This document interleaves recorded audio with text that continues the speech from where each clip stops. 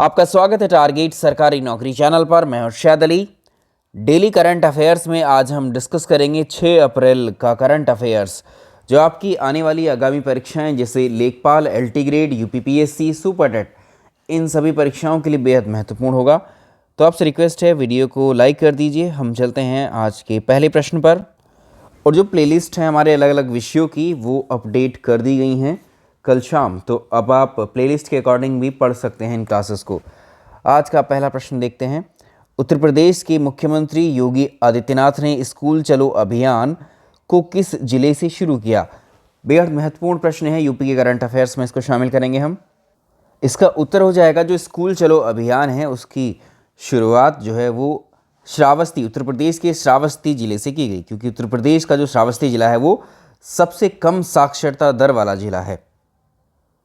इस अभियान का उद्देश्य, जो उत्तर प्रदेश के पिछड़े जिले हैं उनमें साक्षरता दर को जो है बिल्कुल ठीक करने का लक्ष्य रखा गया है।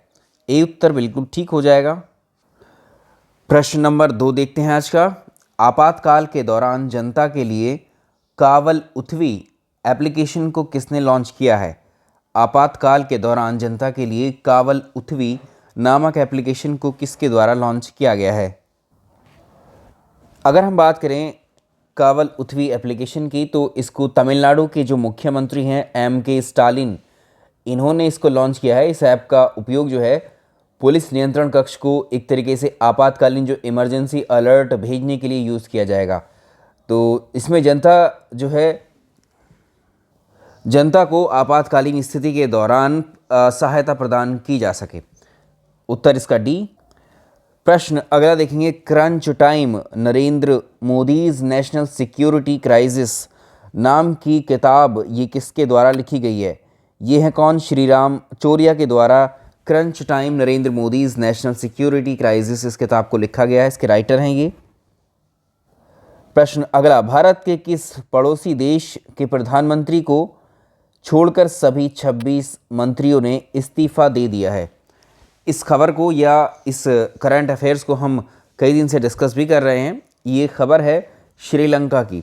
तो श्रीलंका के जो प्रधानमंत्री हैं महिंदा राजपक्षे हैं। महिंदा राजपक्षे को छोड़कर कैबिनेट के जो 26 मंत्री हैं उन्होंने इस्तीफा दे दिया है। और श्रीलंका के जो राष्ट्रपति हैं वो है गोटाबाया राजपक्षे। याद रखिएगा, हाल फिलहाल के करंट अफेयर्स में अब आपसे ये पूछ सकता है कि श्रीलंका के प्रधानमंत्री कौन है, तो वो महिंदा राजपक्षे हैं, और श्रीलंका के राष्ट्रपति हैं वो गोटाबाया राजपक्षे हैं। तो राष्ट्रपति के द्वारा, जो कि गोटाबाया राजपक्षे हैं, इन्होंने हाल ही में आपातकाल की घोषणा की है। ठीक है, तो इसका उत्तर हो जाएगा श्रीलंका। उत्तर इसका डी होगा, श्रीलंका। किस राज्य की विधानसभा में चंडीगढ़ को अपने राज्य में स्थानांतरित करने का प्रस्ताव पारित किया गया है? अगर हम बात करें तो ये पंजाब विधानसभा के द्वारा। ठीक है, तो इसका उत्तर हो जाएगा डी। इसका उत्तर होगा डी।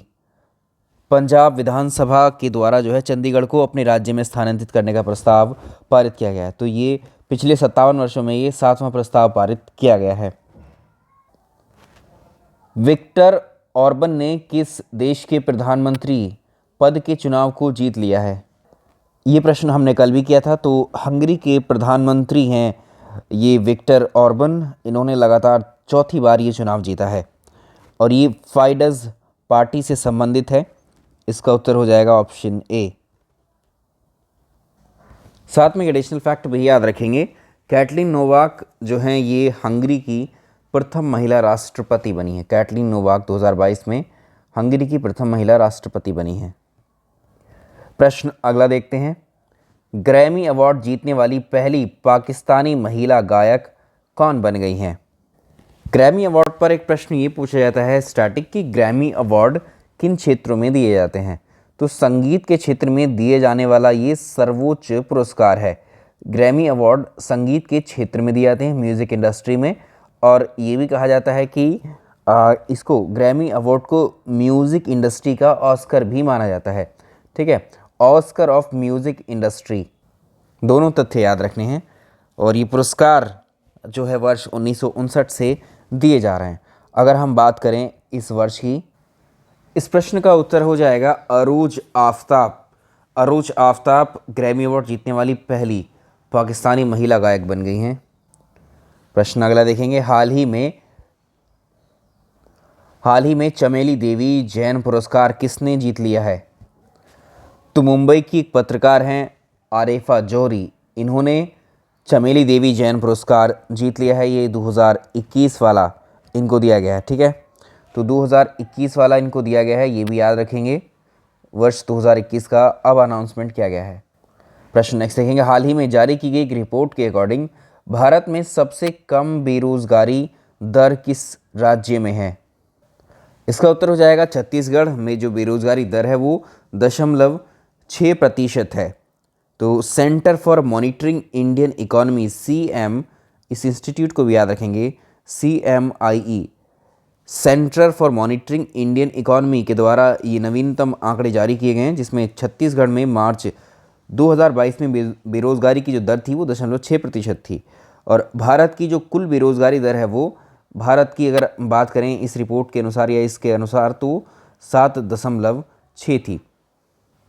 इसके अलावा सबसे ज़्यादा अगर आपसे पूछे इस प्रश्न में ही सबसे ज़्यादा बेरोजगारी दर जो है वो किस राज्य में थी, तो इसी आंकड़ों के अनुसार हम बात करेंगे, ये थी 26.7% हरियाणा में, इसके बाद राजस्थान और जम्मू कश्मीर। प्रश्न अगला देखेंगे, संयुक्त राष्ट्र मानव अधिकार परिषद UNHRC ने मानव अधिकारों और जलवायु परिवर्तन के लिए दुनिया का पहला स्वतंत्र विशेषज्ञ किसको नियुक्त किया है? इसका फुल फॉर्म आपको हिंदी में यहाँ लिखा हुआ है, United nation human right council.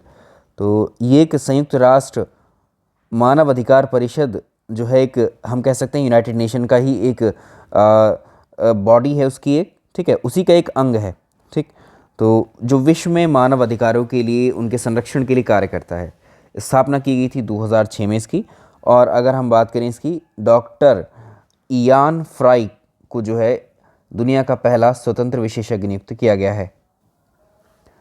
किसने अवैध टिकटिंग के खिलाफ ऑपरेशन उपलब्ध नामक एक अभियान चलाया है? तो इसको आप याद रखेंगे, अच्छा प्रश्न है। तो रेलवे सुरक्षा बल है ये, रेलवे सुरक्षा बल सेवा RPFS ने जो है ऑपरेशन उपलब्ध के तहत जो कथित कालाबाजारी करने वालों के खिलाफ एक अभियान इसको छेड़ा है। इसका उत्तर हम करेंगे उत्तर C, सही आंसर हो जाएगा। किस राज्य सरकार ने मुख्यमंत्री बागवानी बीमा योजना के लिए फसल बीमा portal crop insurance portal launch किया है? हरियाणा के मुख्यमंत्री मनोहर लाल खट्टर के द्वारा, ठीक है, हरियाणा के मुख्यमंत्री मनोहर लाल खट्टर के द्वारा जो है मुख्यमंत्री बागवानी बीमा योजना के लिए एक फसल बीमा पोर्टल को लॉन्च किया गया है। प्रश्न अगला है, राष्ट्रीय समुद्री दिवस 2022, नेशनल मैरीटाइम डे 2022 कब मनाया गया? तो इम्पोर्टेंट डेज में आता है ये, हर साल 5 अप्रैल को सेलिब्रेट किया जाता है। उत्तर A हो जाएगा इसका। किस राज्य सरकार ने महिलाओं और छात्राओं को सुरक्षित परिवहन प्रदान करने के लिए 3 शी ऑटो स्टैंड स्थापित किए हैं? अच्छा प्रश्न है। तो महिलाओं और छात्राओं को सुरक्षित परिवहन की सुविधा प्रदान करने के लिए आंध्र प्रदेश सरकार के द्वारा आंध्र प्रदेश के चित्तूर जिले में, ठीक है, यहाँ पर पुलिस ने 3 शी ऑटो स्टैंड स्थापित किए हैं। तो राज्य में इस तरह का ये पहला ऑटो स्टैंड रहेगा। इसका उत्तर C होगा। नेक्स्ट चलेंगे, India boat and marine show IBMS का चौथा संस्करण पर कहाँ पर आयोजित किया गया? तो इसकी अगर हम बात करें, केरल के कोच्चि में इसको आयोजित किया गया था। केरल के कोच्चि में इसको आयोजित किया गया था। उत्तर C हो जाएगा। तो ये आज के करंट अफेयर्स हो गए हैं हमारे, और इसका जो PDF है आप डिस्क्रिप्शन बॉक्स से डाउनलोड कर सकते हैं। चलिए मिलते हैं आज के नेक्स्ट क्लास में। वीडियो पसंद आया तो लाइक एंड शेयर कीजिएगा। Thank you so much.